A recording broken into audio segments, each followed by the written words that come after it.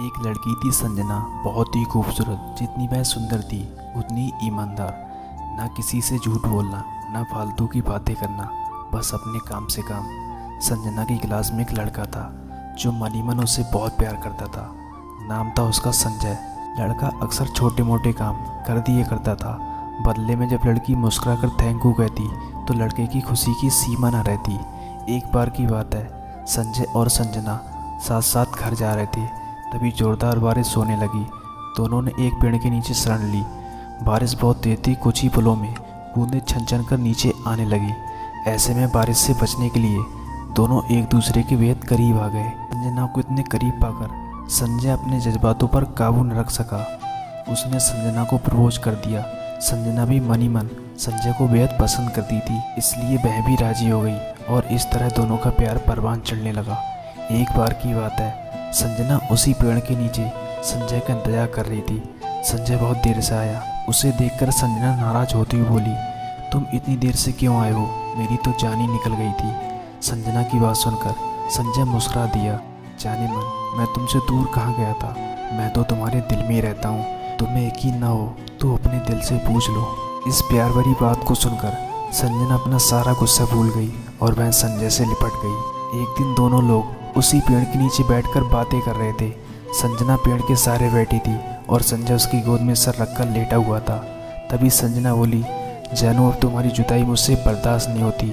तुम्हारे बिना एक पल भी मुझे 100 साल के बराबर लगता है। तुम मुझसे शादी कर लो, नहीं तो मैं मर जाऊंगी।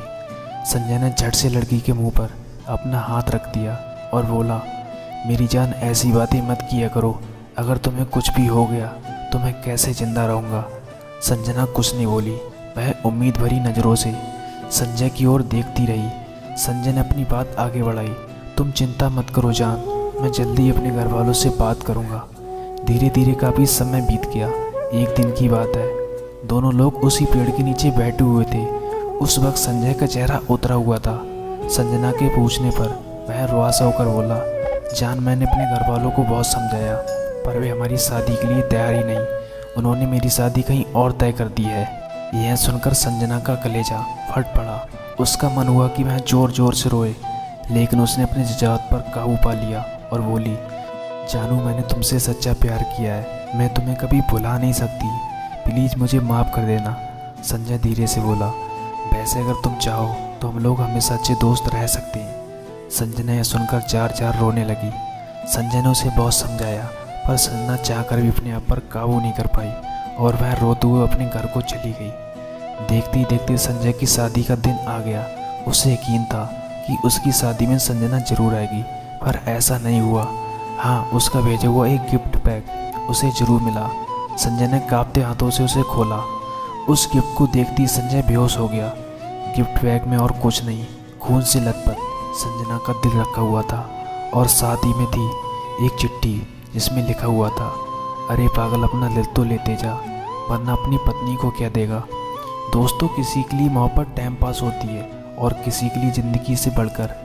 इसलिए अगर किसी से मोहब्बत करना तो उसे तामर निभाना, वरना क्या पता आपका हाल भी संजय जैसा हो जाए, जो उस दिन के बाद ना तो जी सका और ना ही मर सका।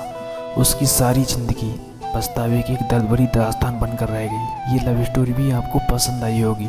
अगर पसंद आई है तो प्लीज़ एक कमेंट जरूर करना यार।